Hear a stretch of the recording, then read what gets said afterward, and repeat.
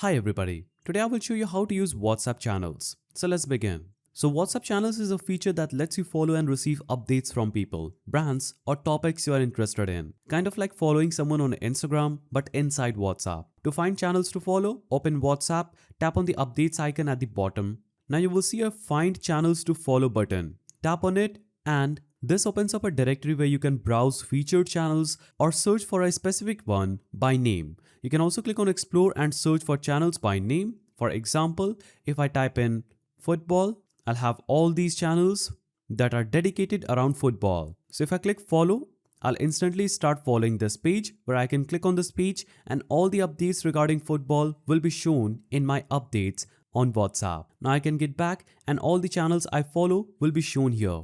You can also click on the channel and get a preview instantly. So tap on it and preview it and follow it. The channel will now appear in your updates tab and you will receive all their posts directly.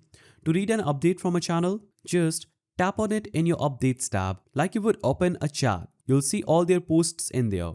Posts, videos, text, polls and more. Now if you want to react to a post, you can tap and hold on it to leave an emoji reaction. But keep in mind, you can't send a reply directly inside the channel. It's a one-way broadcast, so only the channel admin posts content.